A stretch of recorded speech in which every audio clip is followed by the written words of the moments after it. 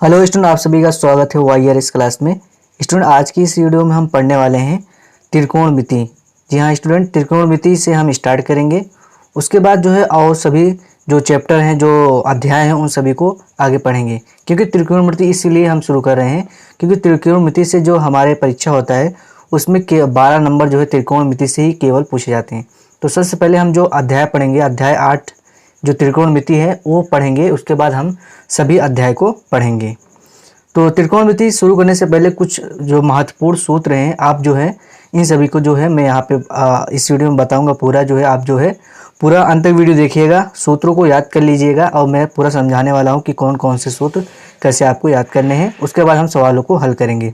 तो सबसे पहले जो आपको याद करना है वो है समकोण त्रिभुज। समकोण त्रिभुज किसे कहते हैं? देखिए, समकोण त्रिभुज होता क्या है? ऐसा त्रिभुज जिसका एक कोण 90 अंश का हो, समकोण त्रिभुज होता है। यानी कि ऐसा त्रिभुज हो जिसका एक कोण जो है 90 अंश का हो, उसे क्या कहेंगे? समकोण त्रिभुज कहेंगे। उदाहरण से यहाँ पे हम समझते हैं। मान लो कि ये हमारा एक कोण हो गया त्रिभुज, ये हमारा एक त्रिभुज हो गया। इसमें कह रहा है कि ऐसा त्रिभुज जिसका एक कोण 90 अंश का हो।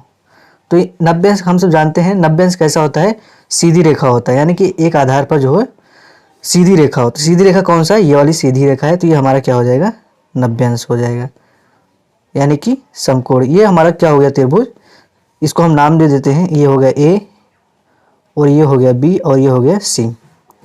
यानी कि ऐसा त्रिभुज जिसका एक कोण 90 अंश का हो, समकोण त्रिभुज होता है। तो ये हमारा क्या हो गया? त्रिभुज हो गया। और क्या इसमें कह रहा है एक ही जो है 90 अंश का होना चाहिए, तो ये हमारा 90 अंश का हो गया। तो ये कैसा त्रिभुज हो गया? ये समकोण त्रिभुज हो गया। तो आप लोगों को समझ में आ गया होगा कि समकोण त्रिभुज किसे कहते हैं? ऐसा त्रिभुज जिसका एक कोण 90 अंश का हो, समकोण त्रिभुज होता है। जब भी कोई पूछे आपसे कि समकोण त्रिभुज क्या होता है, तो आपको यही परिभाषा और यही जो है ऐसा बनाकर आपको दिखा देना है। अब अगला हम समझते हैं। इसमें कुछ पॉइंट हैं जो आप लोगों को अच्छे से समझना होगा। तो पहला पॉइंट है, आपको पहला पॉइंट समझना होगा कि कहा जाए कि इसमें समकोण त्रिभुज में लंब, कर्ण और आधार कौन है। तो इसमें आपको सबसे पहला पॉइंट जो समझना है वो समझना है कि समकोण त्रिभुज के सामने वाली भुजा कर्ण होता है। क्या होता है? कि समकोण त्रिभुज के सामने वाली भुजा कर्ण होता है। तो इसमें समकोण क्या है? समकोण ये वाली रेखा है। तो कहा जा रहा है कि समकोण त्रिभुज वाली रेखा हमेशा क्या होता है? कर्ण होता है। तो समकोण ये वाली है, तो इसके सामने कौन सी भुजा है? तो ये वाली है। तो ये वाली जो रेखा है, तो ये क्या हो जाएगा? कर्ण हो जाएगा। यानी कि समकोण त्रिभुज के सामने वाली भुजा क्या हमेशा क्या होता है? कर्ण होता है। ये आपको ध्यान रखना है ये पॉइंट। चाहे तो आप यहाँ पे इस तरह से लिख भी सकते हैं कि समकोण त्रिभुज के सामने वाली भुजा कर्ण होता है। आपने याद करने के लिए आप यहाँ पे ऐसा लिख सकते हैं। दूसरा पॉइंट आपको जो याद करना है, समझना है या याद करना है कि थीटा के सामने वाली भुजा लंब होता है। यानी कि एक यहाँ पे आप एक त्रिभुज बना लेते हैं और एक समकोण बना लेते हैं। यहाँ पे समझते हैं। मान लो कि ये समकोण त्रिभुज है, ये हमारा 90 अंश। यहाँ पे इसको नाम देते हैं ए, बी और ये सी।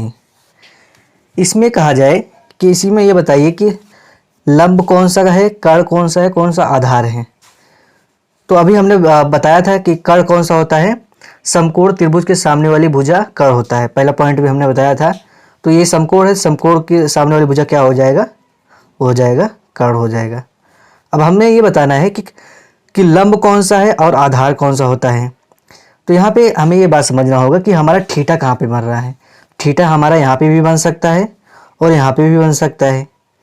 तो सवाल के हिसाब से कहाँ पे थीटा हमारा पूछ रहा है, उस हिसाब से हम लंब और आधार जो डिसाइड करते हैं। मान लो कि सवाल में ये कहा जा रहा है कि यहाँ से हमें ये पॉइंट से हमें बताइए, इस थीटा के हिसाब से बताइए कि लंब का कहाँ पर बनेगा और आधार कहाँ पे बनेगा। दूसरा पॉइंट आपको ये याद रखना है कि थीटा के सामने वाली भुजा लंब होता है। आप चाहे तो यहाँ पे दूसरे पॉइंट में लिख सकते हैं याद करने के लिए कि थीटा के सामने वाली भुजा हमेशा लंब होता है। तो ये हमारा थीटा है। तो थीटा के सामने कौन सी रेखा है? तो ये थीटा, जैसे यहाँ पे हम सामने जाएंगे तो ये वाला क्या हो जाएगा? हमारा ये लंब हो जाएगा। ये रेखा हमारा क्या हो जाएगा? लंब हो जाएगा। थीटा के सामने वाली भुजा हमेशा क्या होता है? लंब होता है। मान लो कि अगर यहाँ पे थीटा ना पूछकर हमें ये वाले थीटा से पूछे, मान लो ये थीटा यहाँ पे नहीं दिया गया है और यहाँ से ना पूछ के हमें ये यहाँ से कहे कि आप बताइए कि लंब कहाँ पे बनेगा, तो यहाँ से हम शुरू कर देंगे। कहा जा रहा है, क्या दूसरा पॉइंट बताया हमने कि क्या बताया, थीटा के सामने वाली भुजा लंब होता है। तो इस थीटा के हिसाब से सामने कौन सी भुजा होगा, यहाँ पे हम सामने चले आते हैं, तो ये वाला क्या हो जाएगा, ये सामने है, तो ये वाला हमारा क्या हो जाएगा, लंब हो जाएगा। तो हमेशा यही याद रखना है कि समकोण त्रिभुज के सामने वाली भुजा क्या होता है, कर्ण होता है। यानी ये समकोण त्रिभुज है तो इसके सामने वाली क्या होगा, कर्ण होगा, और थीटा के सामने वाली भुजा क्या होगा, वो लंब होगा। बस हमें ये ध्यान रखना है कि थीटा हमारा कहाँ से पूछा है, यहाँ से पूछा जा रहा है या फिर यहाँ से पूछा जा रहा है। अब यहाँ पे कर्ण भी क्लियर हो गया, लंब भी क्लियर हो गया। अब जो हमारा जो कोण रेखा बचता है वो जो हमारा वो आधार हो जाता है। यहाँ पे कौन सी रेखा बच रहा है, ये वाला बच रहा है, तो यही हमारा आधार हो जाएगा। क्या हो जाएगा, आधार हो जाएगा। बस हमें ये ध्यान रखना है कि मान लो यहाँ से अगर पूछ रहा है तो थीटा के सामने वाली भुजा क्या होता है, लंब होता है, और ये समकोण त्रिभुज के सामने वाला कर्ण होता है, और जो बचेगा वो आधार हो जाएगा। बस आपको दो पॉइंट को आपको ध्यान रखना है। चाहे तो आप लिख सकते हैं वही जो मैंने बताया कि पहले पॉइंट में आप लिख सकते हैं कि समकोण त्रिभुज के सामने वाली भुजा क्या होता है, कर्ण होता है। यहाँ पे मैं लिख भी देता हूँ, आप लोग लिख लीजिएगा कॉपी में जब भी लिखने लगिएगा कि क्या लिखा है मैंने। वही पॉइंट जो मैंने बताया कि समकोण त्रिभुज के सामने वाली भुजा कर्ण होता है। यहाँ पे देख सकते हैं ये समकोण त्रिभुज, इसके सामने वाली भुजा कर्ण होता है। दूसरा पॉइंट लिखा है वही, थीटा के सामने वाली भुजा लंब होता है। मान लो ये थीटा है, इसके हिसाब से थीटा के सामने वाली भुजा कौन सी, ये वाली, तो ये लंब हो जाएगा। अगर इस हिसाब से यहाँ पे अगर थीटा मान लेते हैं तो ये उस हिसाब से यहाँ पे लंब हो जाएगा, और जो हमारी बचेगा लास्ट में वो आधार हो जाएगा। तो ये दोनों पॉइंट को आपको याद रखना है, और समकोण त्रिभुज तो यहाँ पे मैंने बता दिया। तो स्टूडेंट अगला जो हमें याद करना है वो याद करना है त्रिकोणमितीय अनुपात। ये बहुत ही महत्वपूर्ण सूत्र है, बहुत ही जो है हर सभी सवालों में लगभग जो है ये यूज होने वाला है, प्रयोग होने वाला है। आप जो है इन सभी सूत्रों को याद कर लीजिएगा। सूत्र क्या है, साइन थीटा बराबर क्या होता है, लंब बटे कर्ण, और कॉस थीटा बराबर क्या होता है, आधार बटे कर्ण, टैन थीटा बराबर क्या होता है, लंब बटे आधार, और कॉसिक थीटा बराबर क्या होता है, कर्ण बटे लंब, और सिक थीटा बराबर क्या होता है, कर्ण बटे आधार, और कॉट थीटा बराबर क्या होता है, आधार बटे लंब। ये सूत्र को आपको क्या करना है, अच्छे से कॉपी में लिख लेना है, और इन सूत्रों को आपको अच्छे से याद कर लेना है। अब याद कैसे करेंगे, तो याद करने का मैं तरीका बताता हूँ, उस तरह से आप जो है अच्छे से याद करिएगा तो याद हो जाएगा।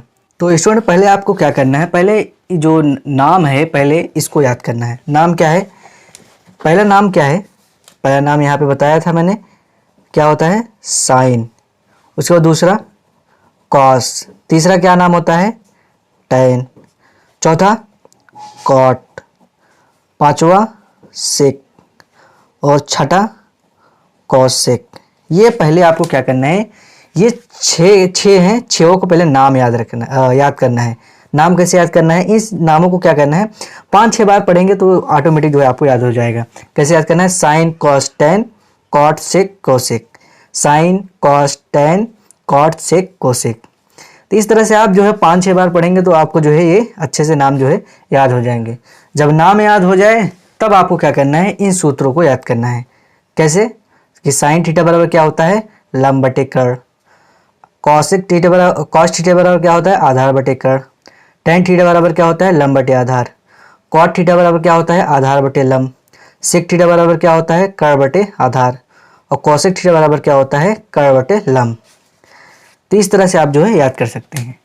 और यहाँ पे एक चीज़ और आपको ध्यान रखना है कि जो साइन थीटा का जो मान है, यहाँ पे देख सकते हैं साइन थीटा बराबर क्या होता है, लंब बटे कर्ण।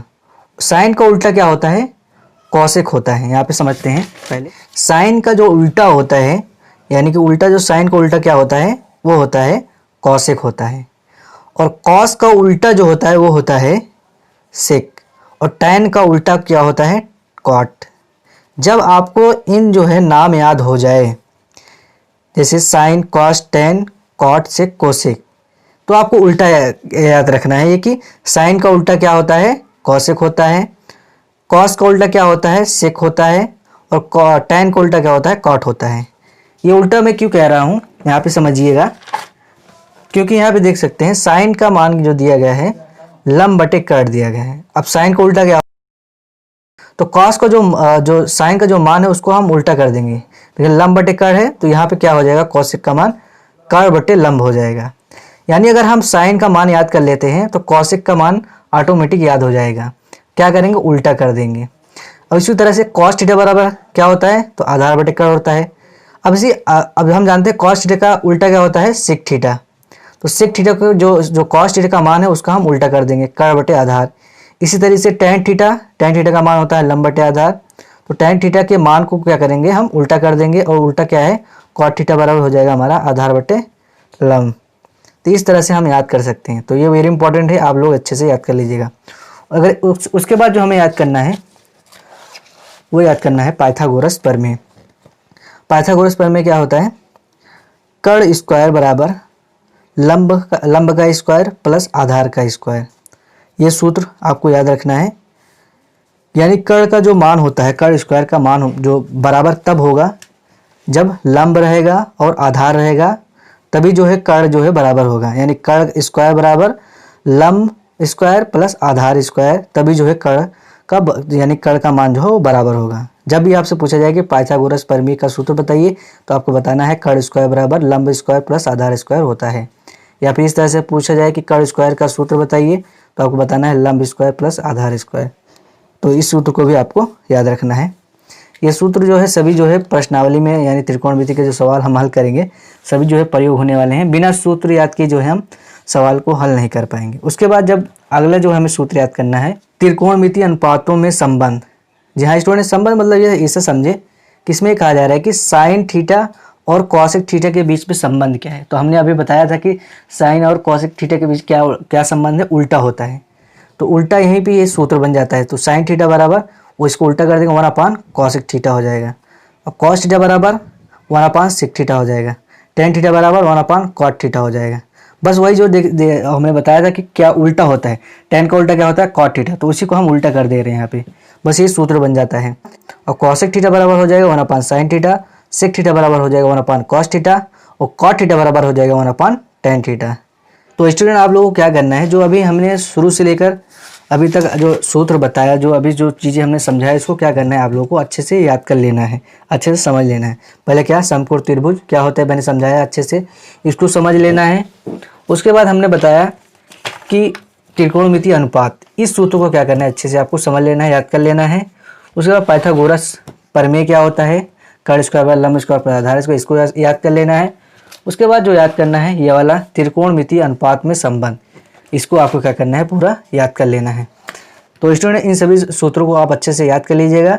हम अगली वीडियो में मिलेंगे जिसमें हम सवालों को हल करेंगे 8.1 यानी त्रिकोणमिति के सवालों को हल करेंगे। तो उम्मीद करते हैं वीडियो पसंद आया होगा। वीडियो पसंद आया वीडियो को लाइक कर दें, सब्सक्राइब कर दें। मिलते हैं अगली वीडियो में, तब तक के लिए थैंक यू।